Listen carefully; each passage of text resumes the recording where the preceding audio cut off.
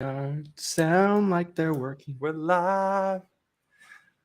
Guys, we have a special live stream for you today. If you were at the summit and you have your notepad like I do, I also have my pen right here in front of me.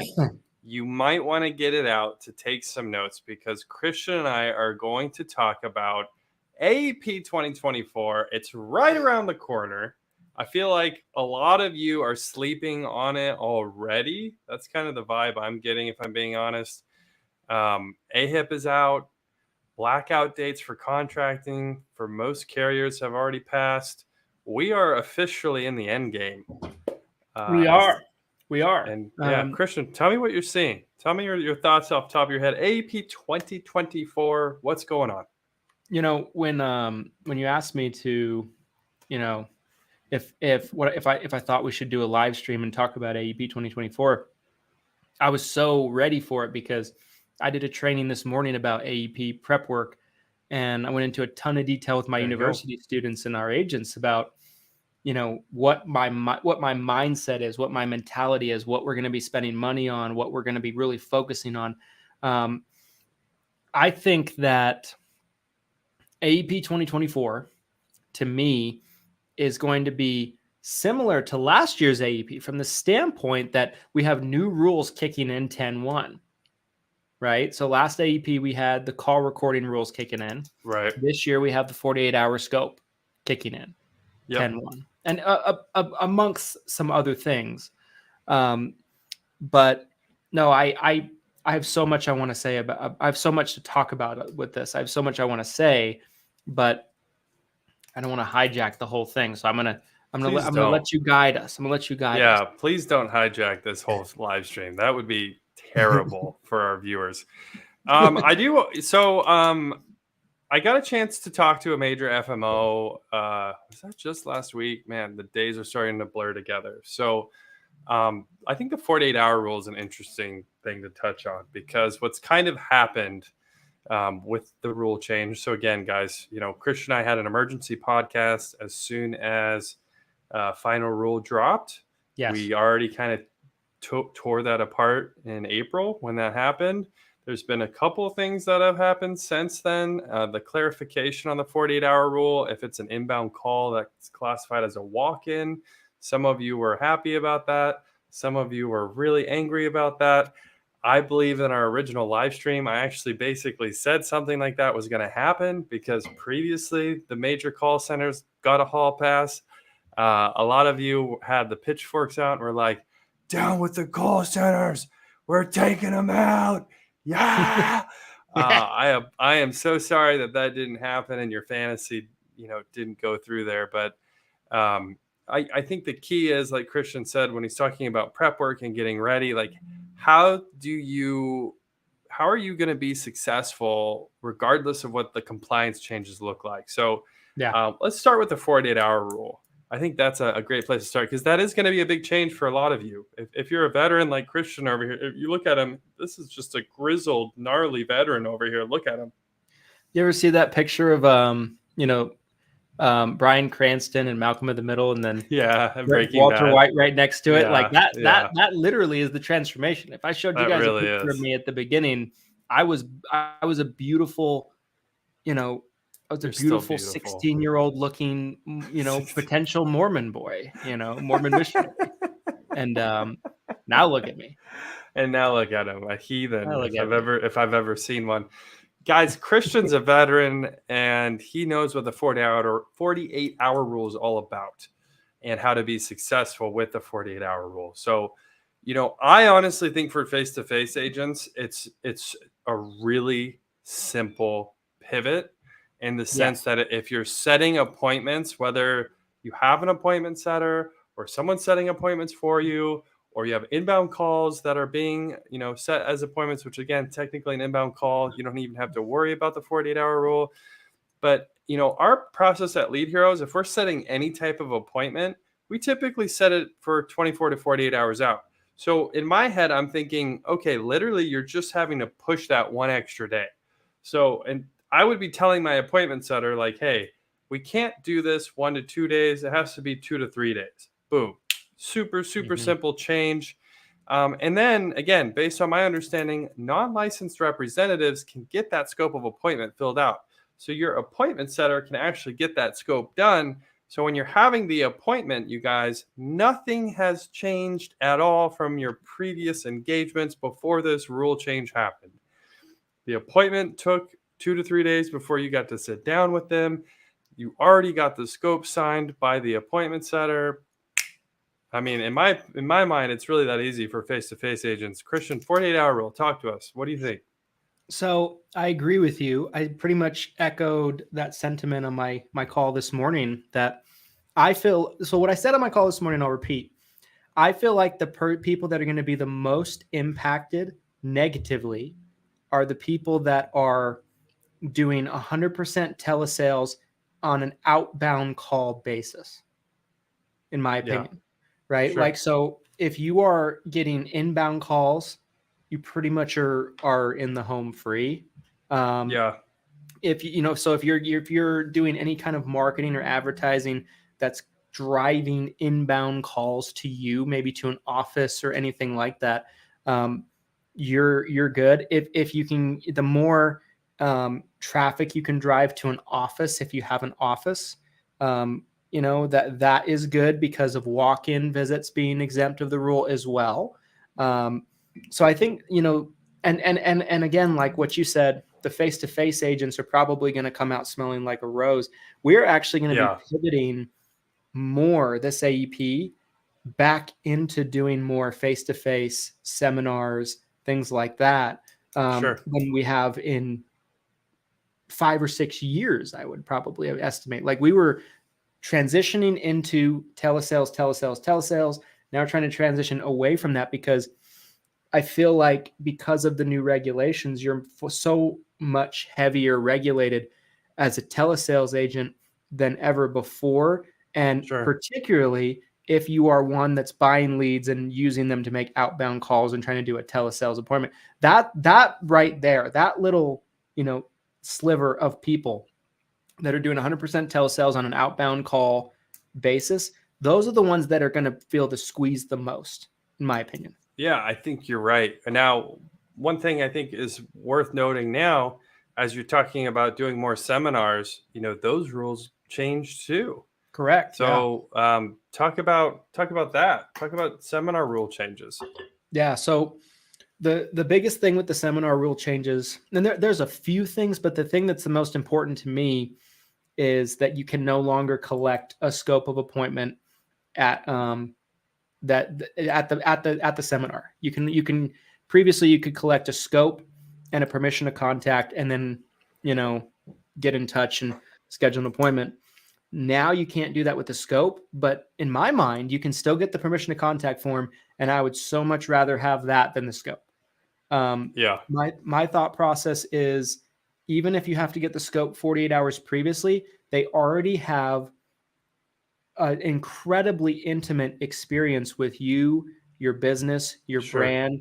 They listen to you. They like you. Getting them to fill out a scope at that point is going to be barbecue chicken, as Shaquille O'Neal once said on TNT. Barbecue chicken. Because think about it, right? Like, the biggest thing that's scary about the scope of appointment, the 48-hour thing, is like, let's say it's a cold lead. You're trying to convince them to fill that out, and before you ever meet them, before you ever have any real communication with them, that's kind of the whole fear of it. But if you do a seminar, let's say you do a dinner seminar like we do, and I have 2 next week that I'm doing for turning 65s, and and I have 30 RSVPs on one day and I have 22 on the other day. So nice. Let's say that for something like that, I do a dinner seminar. They're probably listening to me talk for about an hour, depending on how many questions. It could be an hour and a half potentially. So they have a lot of an idea of what they're getting with me. They're comfortable with me. They've listened to my stupid jokes. They know I'm entertaining, whatever the case might be. They're far more likely and comfortable to be willing to fill out that scope digitally when we call to schedule their appointment. So like when we call to schedule the appointment, we just be like, okay, and one additional thing, Medicare has this regulation that says that we have to have a form filled out by all parties involved 48 hours before we meet, just to make sure that we're, getting your permission to talk about all the products available that you want to talk about, and boom, they're like, okay, send it to them, you're done. And they don't feel like you're a stranger because they spent a whole evening with you. I think in general, the overarching theme of all of the compliance, which again, we've already talked so much about, but I think the agents who make a really big deal about it and they let the compliance affect their sales, like, yeah, you can do that. You could easily throw a stink about it and be like, wow, I can't do seminars anymore because I can't get a scope signed while I'm there. A lot of times you just have to make these small little pivots. Again, the call recording was kind of the same way. Yep. When last AEP, everyone was freaking out about call recording. I'm refusing to record my calls. I don't even know how to record my calls. Or one of my favorite was, do you know how much more of an expense I'm incurring as an agent to record all my calls? I'm like, nothing. I'm like, the cost to record a call and store it is like zero almost. I'm like, I don't know what you guys are even talking about. So, yeah, I think in general, I love the idea of it's these small changes that can, keep you compliant and then set you up for success. And ultimately, I think what we're going to see is, again, we saw a lot of agents migrate towards ACA, maybe other lines of insurance this year as these compliance updates and changes came out. I wouldn't be surprised if this AEP, because of the additional compliance, people like yourself and others who have really prepared, they have one of their best AEPs ever. Yeah, right? Absolutely. Like I'm anticipating that. I think that our organization will have our best AEP ever, because I think the herd is going to be thinned. Mm-hmm. And I don't know. I'm feeling very optimistic about it. And as I was preparing for my call this morning and talking about it, I was like, I'm actually kind of excited. I'm like, for the first time, let's go. And so that's funny. I feel like we've said this before on streams before, but I think anytime you have something that's looked at as a disaster or catastrophe, it's in reality an opportunity in disguise by people that see it that way, right? Like the most wealthy people in our country get absolutely filthy rich during a stock market crash or bad economy. 100%. Yep. So when everyone else is retracting, that's when you want to move forward and get more aggressive, right? Yep. Because there's more market share available for you, and it's easier to get than ever. We do have a question from Mr. Joe Camper. Shout out to Joe. He was asking, can we talk about Redwood Insurance Group? I don't know why a PNC agent is asking a question on our stream, but that's okay, Joe. We'll go ahead. We'll address it. Yeah, I don't know. I don't even know how I got in the group, to be honest. But we got to do something about that. Joe says, can y'all talk about how a grassroots marketer versus a digital marketer should pivot with all of these regs? So, I think we kind of covered a little bit of that. Just talking about, again, if you're doing more of a telesales approach, having your phone ring versus picking up the phone and making that call, that's the big difference, right? When it comes to the regulation, because that inbound call, when your phone rings, that is considered a walk-in. There is no 48-hour rule. You can help them right away. Grassroots, I guess, again, we talked about the seminars. We talked about appointment setting. I mean, is there anything else in regards to, I guess digital marketing is pretty broad. We could be talking about getting an SMID code and submitting digital marketing to CMS, to all the carriers. That's its whole own topic. But what about as far as grassroots go? And I think we should also address, after you talk about grassroots compliance, I think we should talk about the whole grassroots marketing is not real marketing, which came up and exploded in the group the other day. Guys, if you're not already in the health insurance and Medicare agent marketing group that Christian and I are admins, it's separate here from Seven Figure. Definitely join that. We had this explosive post that came up, which kind of shocked me. I think Christian was probably shocked by it too. We'll talk about that here in a second. But I've been notorious over the years for not shying away from controversy and kind of letting it ride. And so I did have one or two people reach out to me privately, and they'd be like, why don't you take that post down? It's causing harm. I'm like, I thought you did for a second. I thought you did take. I was like, and I was really disappointed when I couldn't find the post. I was like, did he really take it down? Like, no, this is great. This is what it's all about. You know me better than that. Yeah, you know me better than that. So first, before we get into that, so talk to me about grassroots marketing with the new compliance rules. Is there anything else that sticks out that you feel like we haven't talked about? With grassroots, not necessarily. One thing that I can share though on the digital marketing side, I'm going to go to jump to the other the other side of the coin. But like one thing we're trying to do, like everything I'm doing for AEP for our organization, is I'm trying to adapt and adjust what we're doing to make it easier for us. Right. I mean, there's doing that, and then there's just doing the same old, and just being like, all right, we're going to put our head down and just run right through this thing. And it just makes it harder for yourself, in my opinion. I think you just need to adapt. And so one thing that we're doing is like, we're going to be running some Facebook ads that are going to be pre-recorded webinars. And I think that's a great opportunity as well, because you run a webinar, you allow it to where they have a pre-scheduled link, like a calendar link or something like that, when you push it to a landing page on the ad. And, you make it to where they have to schedule 48 hours or more, and then you have somebody call them and collect the scope before. And easy, right? Like that's a pivot right there, like making that small little adjustment. And, you're just ready to conduct business once you get on the phone for the appointment. Yeah, I love it. Small, utilizing automation and, delegating to non-licensed assistants, representatives who work for you, who work with you. That is going to be the key, I think, to the folks who really shine when there is extra admin work, right? That's really what a lot of this compliance is. It's extra admin work. So it's like, are you really going to spend all your time doing it? Or are you going to utilize technology and assistants who can come in and do all this for you and just keep you selling? Right? Keep you in the mindset of selling. So talk to me about grassroots marketing versus real marketing, paid marketing. Is real marketing? Is grassroots marketing not considered real marketing? What is that all about? Okay, so I will give my take, and then I want to hear your take. As a marketer, as a paid marketer, I want to hear your take. I'm a real marketer. I'm a real marketer. I do real marketing.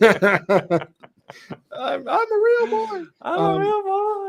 So for me, I don't agree with it that it's not real marketing.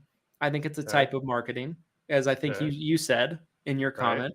I agree.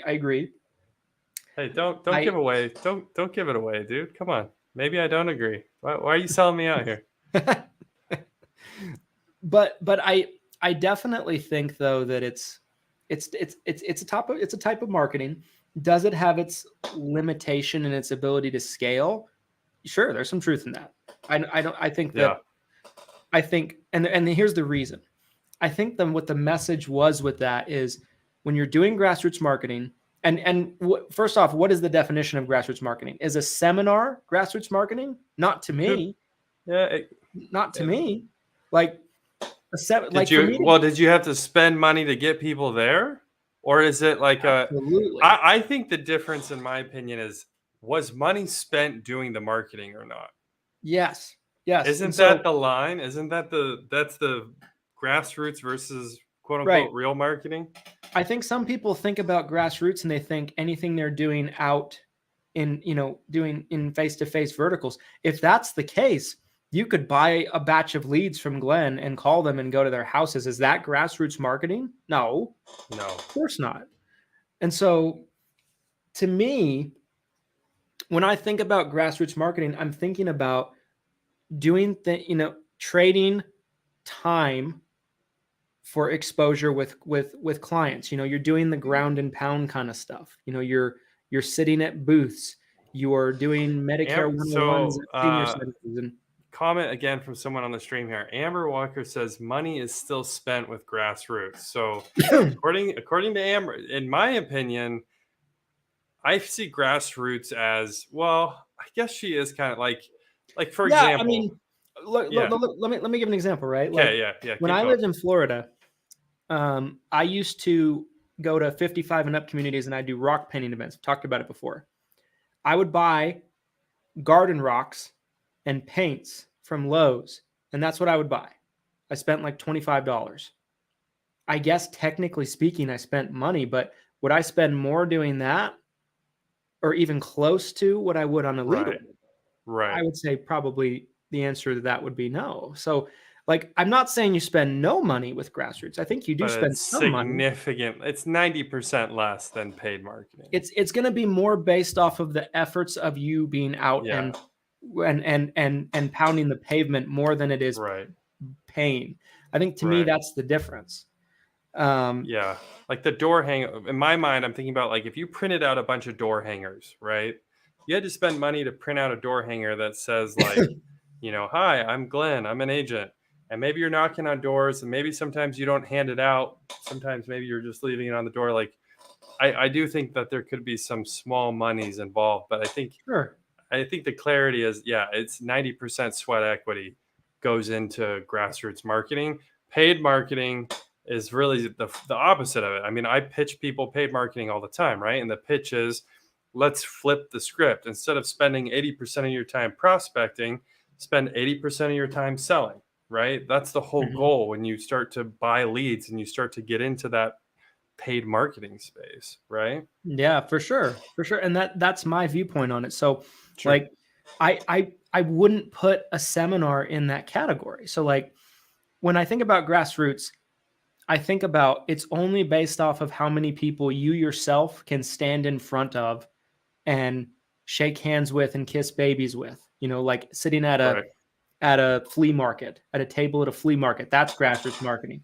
Sitting at a table at a Dollar Tree. That's grassroots marketing, like that kind of stuff, doing a Medicare 101 for a 55 and up community or doing bingo for some group or all that stuff is grassroots marketing.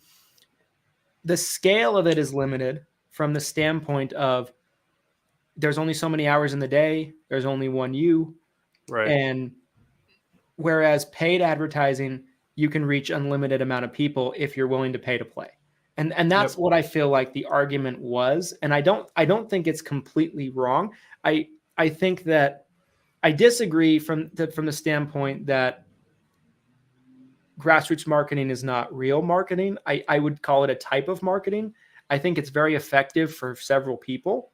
And there's plenty of people I know that have built very good businesses and on the back of grassroots marketing. Now, are the biggest companies in the space that I know that are the top of the food chain, did they get there from grassroots marketing? No. Like the ones that I know that are the tip top, I'm talking about like the Boomer Benefits of the world, I think it's a place to start though, right? Like if you're a new agent, that's really essentially what I would recommend. Like historically, we've talked about door knocking or making outbound calls. I talk about things that take a lot more sweat equity when you're getting started, buying aged leads instead of buying new leads, all sorts of different stuff that kind of fall into that grassroots marketing category. But the whole concept that it's not marketing, I think is absurd, because even like if you look at canvassing, like canvassing is very sweat equity focused, but there are people who will pay for groups of people to do canvassing for them. So like, it's just really hard to scale grassroots marketing. That's really, I think, the biggest problem is it's really not scalable. And if it is scalable, then it's probably not grassroots marketing. Right. So what I would say is the truth of the two polar opposites is probably going to, like most things, lie in the middle. And so is it a great place for people to get started? Can you build a good business on it? Can you build a book with it? Certainly. But does it have a ceiling? For most people, probably. Yeah, for sure. And that's kind of where my viewpoint on it. So I think I understood what was attempted to be said on there. I also think there was there was an attempt to get some controversy worked up a little bit. That was my understanding of that post. And again, I linked it below, you guys, the group. someone actually asked, like, what group are you guys talking about? Marketing for health and Medicare agents. I dropped that link below. That's the post we're talking about. Join it. It's awesome. We're having fun in there. I do think the point of the post was to be inflammatory, and so I kind of love that, like, people got baited into it, right? And they just bit that hook. Like it was. I love that. It was clearly an engagement post. Yeah. Right. And I mean, like 100 comments, which is wild, and such a small group right now. Like to have 100. I'm like, what is going on? Why would I take that down? I would never. Yeah, I would never. Another question here. I love when guys, if you have a question about anything we're talking about or something we're not talking about, please comment below the video. I love interacting with you guys and talking about any questions you have on the live stream. So another one I got from Ann King. Does the 48-hour rule apply if you're emailing the SOA and the link for them to apply? So again, unless it's a walk-in or an inbound call, my understanding is that it has to be 48 hours from the time that you get that scope signed until you can actually get an application signed and essentially present to them. Is that the way you understand it as well, Christian? Yeah, I think the only other exception is like if they're about to run out of time for. Oh yeah, that's right. That too, but like that's going to be so few and far between. Like if someone calls you, if someone like, let's say you call somebody and it's December 6th, right? You know, like there's not 48 hours left, right? So there's that too. But yeah, that's exactly it. Joe asked a really good question. Yeah, what vertical would you recommend? I want to hear your answer first before I give mine. Man, oh man. So I think the difficulty with health insurance, Medicare, anything health related, cancer insurance, dental insurance, if you're a brand new agent and you don't have the money aside or the savings built up to sustain yourself or to sustain your family, I think it can be difficult to be exclusively that. There's always going to be exceptions to that, especially if it's like an LOA agent position where you're getting paid a salary, then it doesn't really matter, right? But if we're talking about like an independent agent who's brand new and you don't have a ton of money saved up, I would recommend life insurance personally, final expense, especially if we're talking about the senior market, just because the commissions are bigger. Am I allowed to say that? Am I allowed to talk about final expense? And booted. I think, I'm a little biased because I came from the life insurance world and I kind of worked my way into the health side of it. I think things have definitely evolved since then when I first got started. But I think generally coming into it from that life insurance side, you can make more money up front. You can sustain yourself quicker, and then you can kind of grow into the health side. Joe specifically said ACA life, etc. So he didn't give us a ton of options to pick from, but what do you think, Christian? What would be your recommendation for a brand new agent? Well, I mean, I am so. I mean, does anybody have any, second thoughts about what I'm gonna say? Like, I would say Medicare. I am. Really? Really? What? Don't get your license, guys. This is a loaded question. Don't become an agent. That's what I thought you were going to say. This industry blows. No, I'm just kidding. Just kidding for all of you watching. Christian Brindle said insurance sucks. No, I still believe that Medicare is such a tried and true, battle tested commodity. I've just seen too much to say anything else. Like, I've seen the Medicare industry and the Medicare business take care of my family from the time I was a little kid, and now it's taking care of my family where I have a young child myself. And it's the consistency, the stability, You haven't had that with ACA. ACA has been a little bit more of an up and down kind of thing in the previous decades. And I just feel like there's much more stability with Medicare. And I feel like a Medicare book of business is so much more valuable than an ACA book of business. And I don't think that's disputable. Somebody might get mad at me for saying that, but if you have 1,000 ACA clients versus 1,000 Medicare clients, which one could you sell for more? The answer is clearly the Medicare book is going to go for more. The multiples will be way more. I mean, and first year commission, if we're talking about a life insurance book compared to a Medicare book, is going to be completely different, but yet your argument holds water as far as selling that life. Nobody cares about the value of a life book is nothing, right? I mean, not literally, but comparatively to something like Medicare. For me, the way I look at it is like, I want to put my time into something that can pay me for 20 years. You know, that I can build an asset that will pay me for 20 years. And that's what a Medicare book is. You know, that's what a Medicare business really is. And of course I'm partial. Everybody knows that. It's not to say that life isn't a great opportunity. ACA is not a great opportunity. I think they all kind of work together, honestly. I think they should. But if you had to pick one and start somewhere, I think I am just so partial to Medicare. I just like it. I just love the beauty of the business model from that standpoint.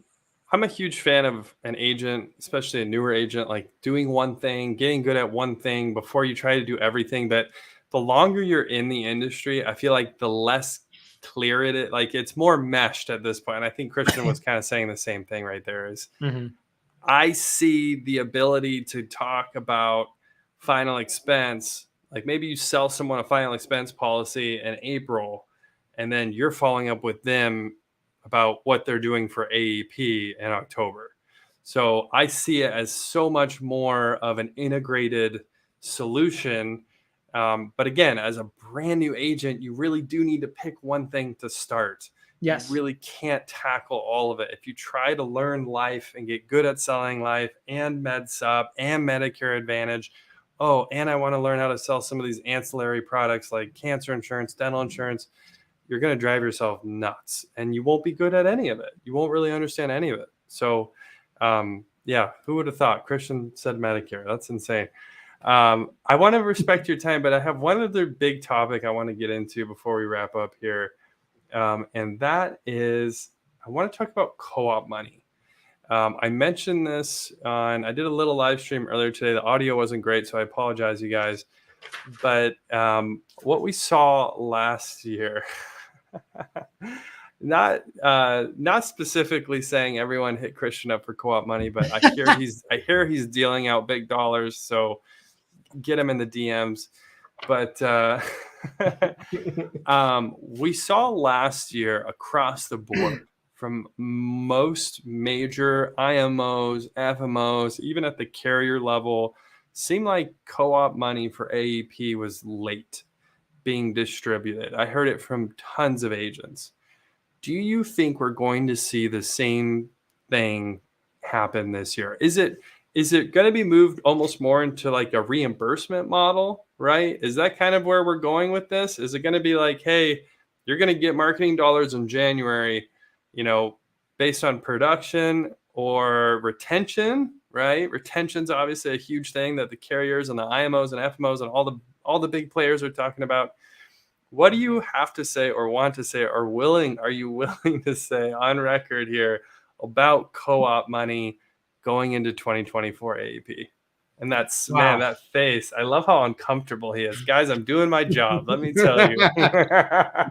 I literally feel like a senator right now, and I'm being grilled about like dumping in the lake or dumping toxic waste in the lake. Tell us about the stock trade you made right after you found out COVID was inevitable. Like, what? What are you talking about? The connection's bad. I can't hear you.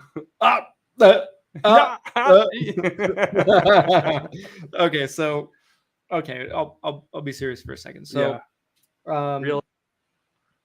with co-op money,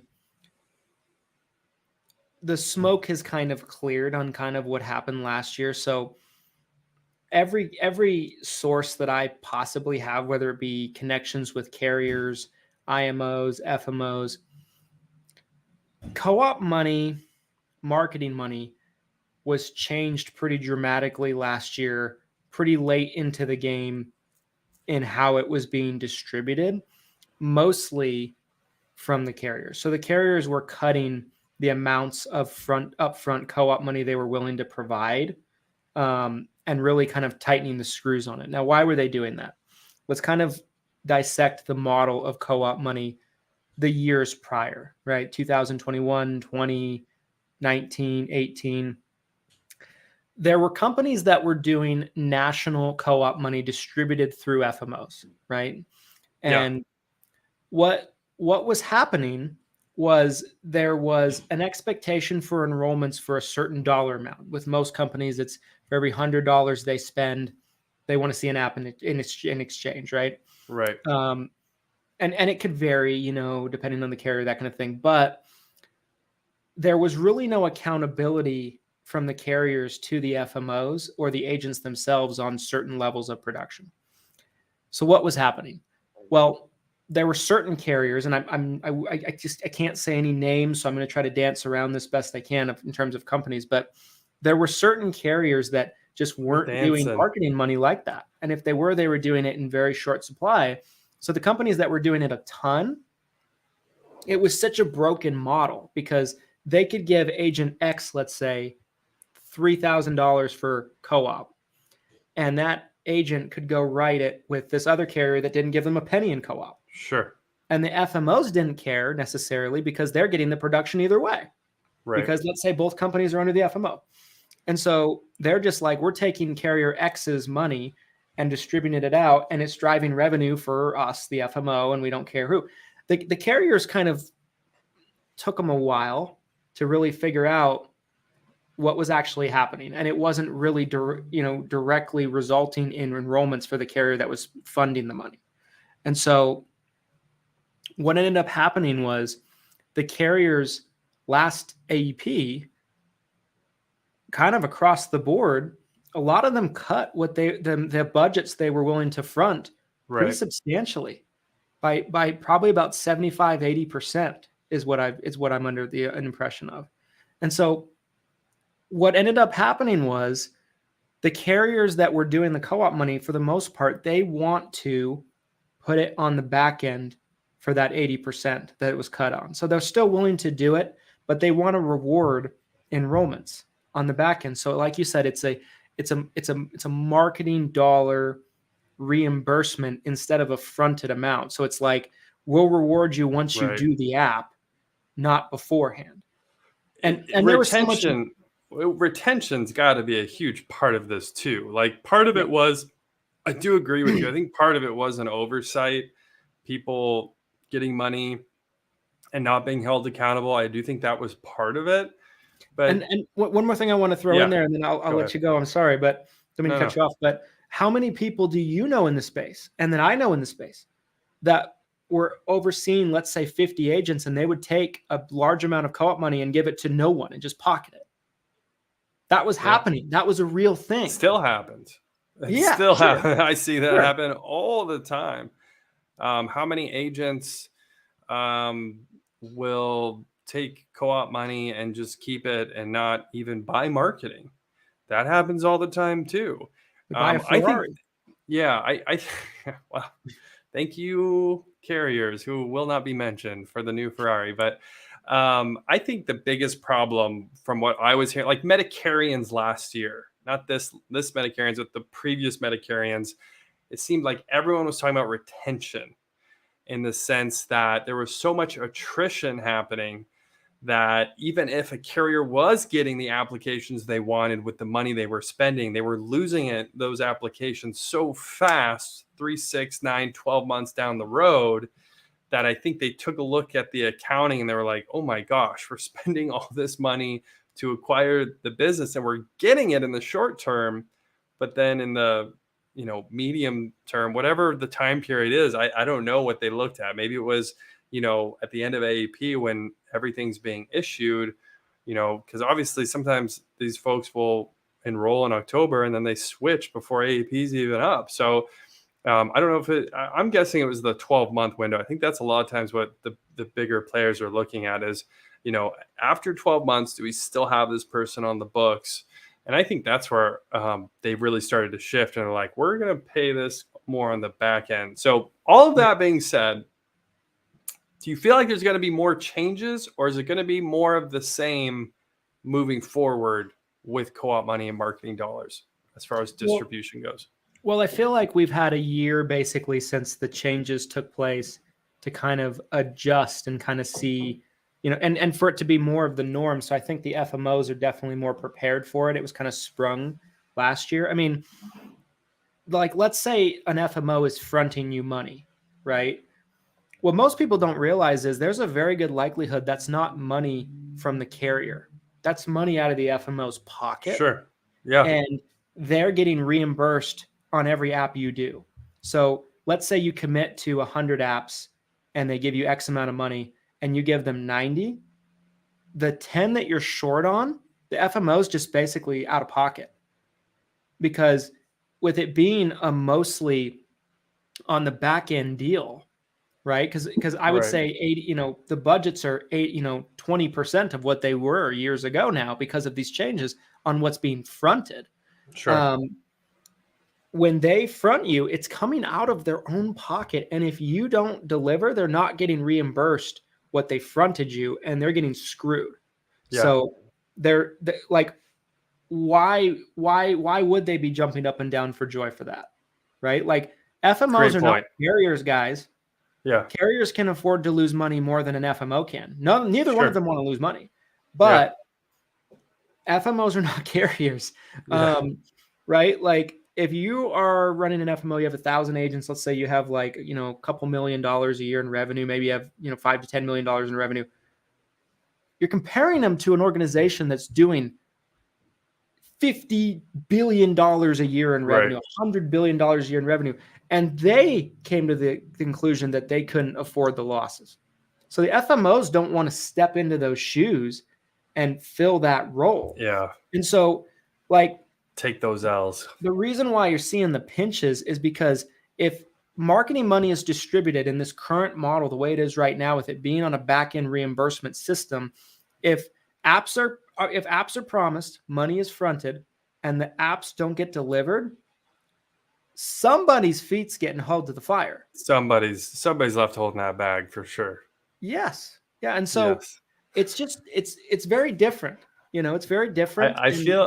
I feel like this is like an application for you to be like a carrier rep or something. Like, I feel like you just passed the exam. Like, the politicking was fantastic. No, I really think you gave a great explanation. There was so much confusion last year before AEP. So I feel like we just illuminated a lot of it. And I think it's going to be specific to your upline and to your situation. A call center is going to have a whole different co-op budget and situation than an independent agent. It's their first year. And an LOA agent, obviously, that's so many different unique situations. So I don't think you can have a blanket that kind of covers everything. I think you have to kind of know what your individual situation looks like. You guys, it is getting past our time here. I want to respect Christian's time. Final thoughts, Christian, as far as AEP 2024 that you'd want to share with anybody who is watching this. Yeah, I would say, guys, one thing I kind of really touched on in my call this morning, where I went into a ton of AEP details, Six Figure Medicare University. You want to be on those calls. Shameless plug. No, but what I'll tell you what I said this morning, and that's, you should have been preparing yesterday, but today is the next best thing. So don't be waiting until September to start figuring out your budgets, to start figuring out what kind of business you're going to be running, where you're going to be spending money, making orders. I mean, and any type of direct mail you're doing, you want it to be going out end of August, early September. Like, if it's going out any later than that, it's going to get buried. You want to be getting orders placed with vendors if you're doing anything with vendors. Yes. You want to have a plan. you want to have a plan and you want to start planning now. Don't wait, because we are literally 3 months and 2 days away from the 15th of October. Yep. And so just get on the ball. The time is now to really start be making the plan. Somebody that I know in the business said one time, when someone asked when's the best time to start preparing for the next AEP after AEP ends, the answer that they gave was December 8th. Yeah, valid. And so, I've always that's always stuck with me. And so, hopefully you've been preparing months before this, but if you haven't, now's the time. Don't wait any longer. Now's the time. You guys, I think Christian took a lot of what I was going to say as my final thoughts. Get started now. If you're going to be trying to bring on a temporary work, you're looking for an assistant, shameless plug, Hire Heroes. Obviously, we offer those virtual assistants for you guys that can help you out during AEP, and it can be seasonal, it can be part-time. You need to hire these people now. You need to be training them on the processes that you want them to do now. You need to be talking to your marketers. You need to be budgeting, whether you're planning on co-op money or not. You need to be spending those marketing dollars. We are less than 100 days till October 15th, which it's going to be here so fast. I can already feel it. If you're not preparing, you're going to be left in the dust. Talk to your clients, talk to your book of business. Like, you need to get your affairs in order. Now is the time. What a great live stream. I'm so excited for anybody who gets to see this on the replay. Again, drop a comment below if you have a question. We will try to answer every question we get, even when we're off the air here. But Christian, I appreciate your time. Thank you so much. And until next time, my friend. Thanks, everybody. Thank you, Senior Shelton. And we'll be back next time. See you guys.